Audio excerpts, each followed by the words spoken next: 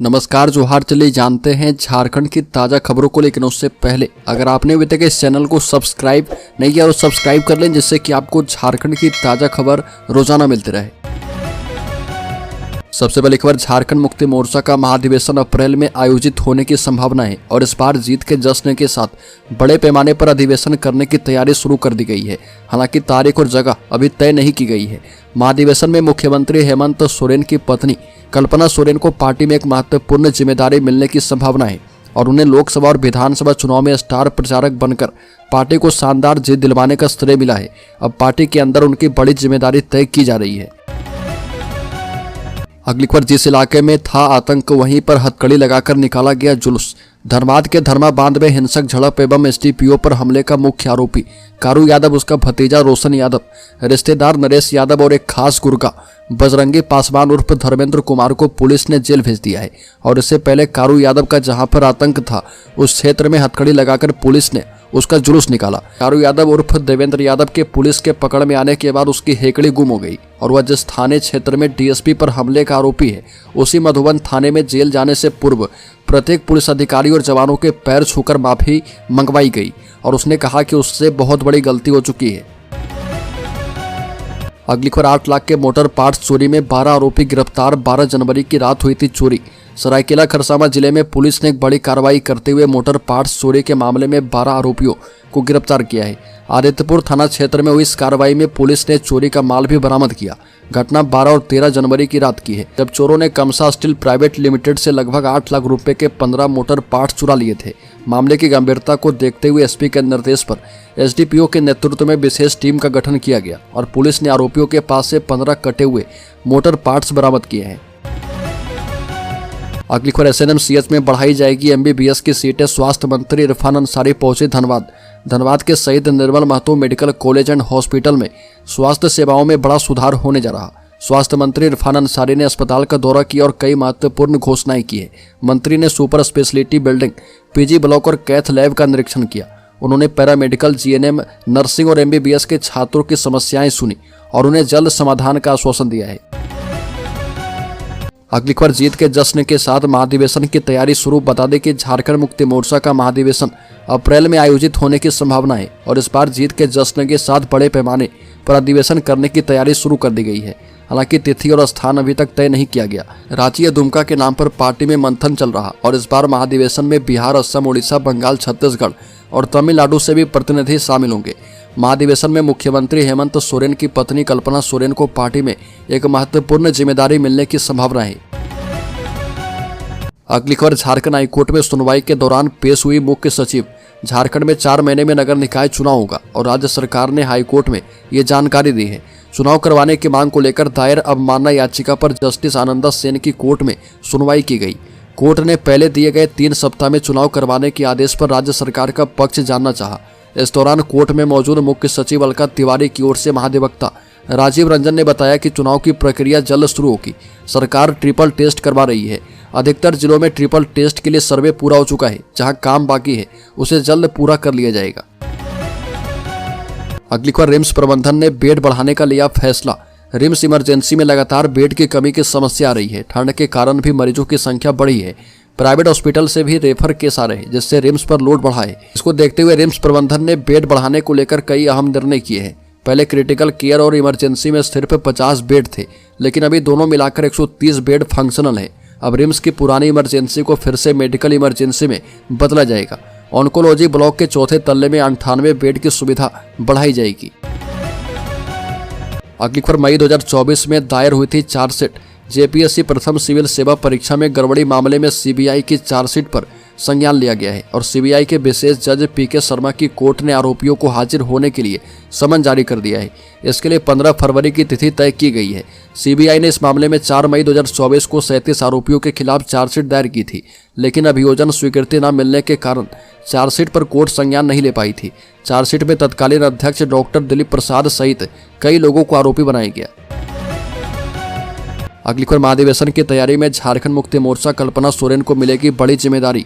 झारखंड मुक्ति मोर्चा अपने महाधिवेशन की तैयारी में जुट चुका है।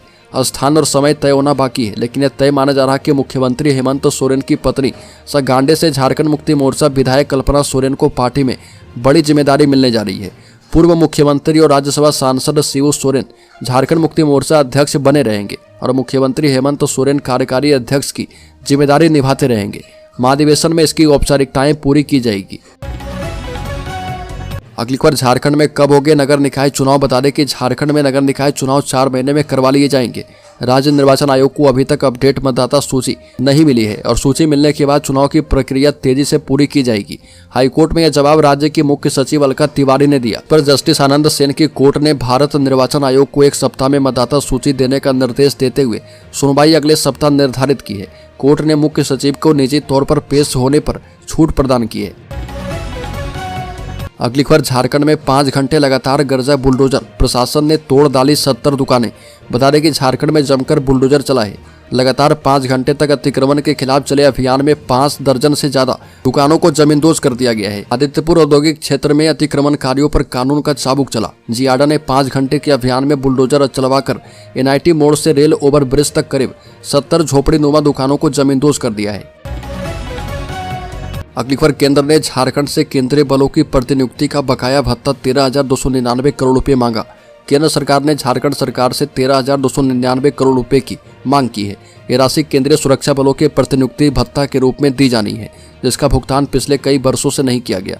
इस बीच झारखंड सरकार केंद्र से 1,36,000 करोड़ रुपए की बकाया राशि की मांग कर रही है। ये राशि विभिन्न मदों में झारखंड का बकाया है, लेकिन केंद्र सरकार ने इसे नकार दिया है। केंद्र के पत्र के बाद राज्य सरकार के गृह विभाग ने 21 जनवरी को एक महत्वपूर्ण बैठक बुलाई है। अगली बार, झारखंड के सभी घरों में लगेंगे स्मार्ट मीटर। बता दें कि झारखंड के सभी बिजली उपभोक्ताओं के घरों में स्मार्ट मीटर लगाए जाएंगे। झारखंड बिजली वितरण निगम लिमिटेड ने काम शुरू कर दिया है। दूसरे चरण में 13 लाख बिजली उपभोक्ताओं के घरों में स्मार्ट मीटर लगाए जाएंगे और इसमें ज्यादातर शहरी क्षेत्र के उपभोक्ता हैं। रांची और धनबाद में पहले से स्मार्ट मीटर लगाने का काम चल रहा। रांची में 3.5 लाख घरों में स्मार्ट मीटर लगाने का लक्ष्य है, जिसमें 3 लाख घरों में स्मार्ट मीटर लग चुके हैं। वहीं धनबाद में 1 लाख घरों में मीटर लगाना है। अगली खबर, सरयू राय ने मुख्यमंत्री हेमंत सोरेन को लिखा लेटर।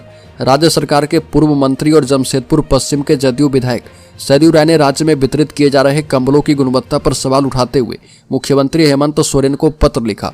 उन्होंने उल्लेख किया कि वित्तीय वर्ष 2024-25 के लिए राज्य के सभी 24 जिलों में कुल मिलाकर 9 लाख कंबल की आपूर्ति का आदेश ओम शक्ति टेक्सटाइल, पानीपत हरियाणा और Bihari Lal Chaudhary trade link private limited Dhanbad को दिया गया है। सरयू राय के मुताबिक जो सूचनाएं प्राप्त हो रही है उसके मुताबिक कंबलों की गुणवत्ता निविदा के शर्तों के मुताबिक नहीं है। अगली खबर, झारखंड में बदलेगी भूमि राजस्व की व्यवस्था। हेमंत सोरेन सरकार करने जा रही बड़ी पहल। बता दें कि झारखंड के राजस्व मंत्री दीपक बिरुआ ने संबंधित अधिकारियों से कहा कि वो दाखिल खारिज समेत भूमि संबंधित कार्य को सेवा के अधिकार कानून के तहत लाएं, ताकि सेवाएं समय पर प्रदान की जा पाए।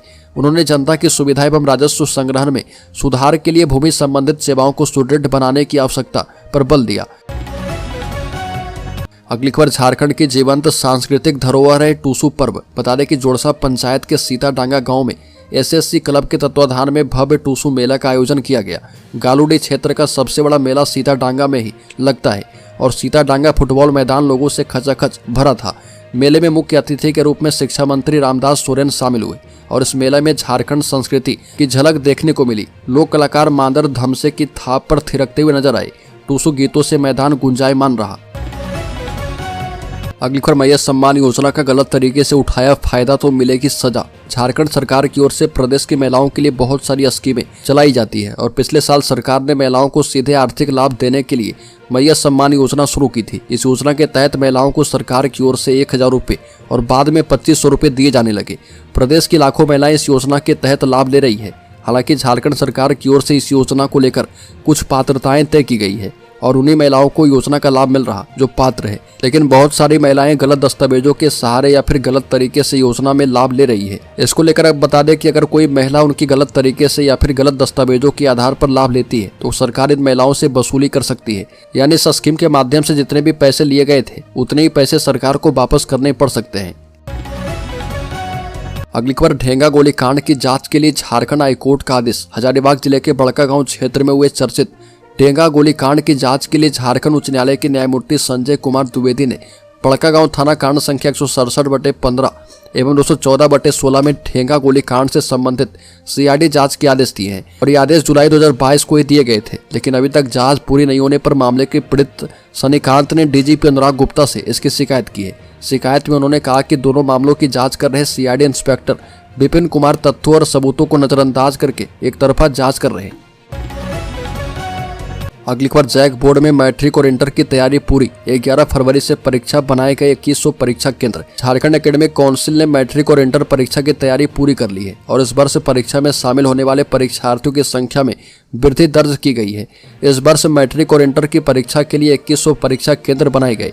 मैट्रिक के लिए राज्य भर में 1305 केंद्र एवं इंटर के लिए 795 केंद्र बनाए गए और इस वर्ष मैट्रिक और इंटर मिलाकर कुल 7,83,711 परीक्षार्थी परीक्षा में शामिल होंगे।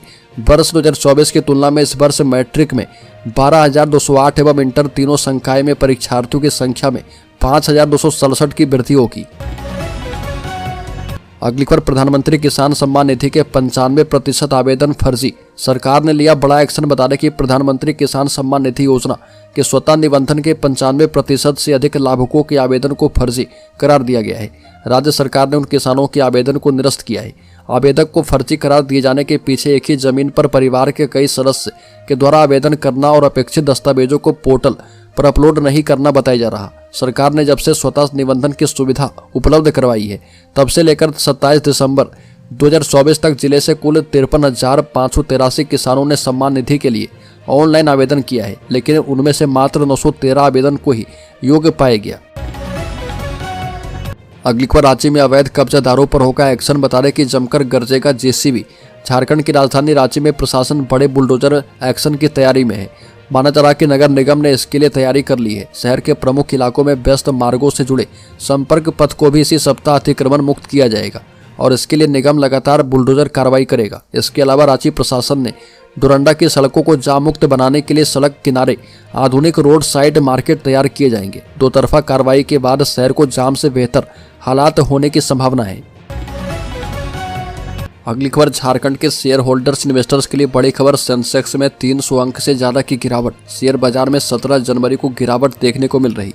सेंसेक्स 300 अंक से ज्यादा की गिरावट के साथ 76,700 के स्तर पर कारोबार कर रहा। वहीं निफ्टी में भी करीब 100 अंक की गिरावट है और ये 23,200 के स्तर पर कारोबार कर रहा है। सेंसेक्स के 30 शेयर में से 16 में गिरावट और 14 में तेजी देखने को मिल रही है। बैंकिंग और IT शेयर में ज्यादा गिरावट है।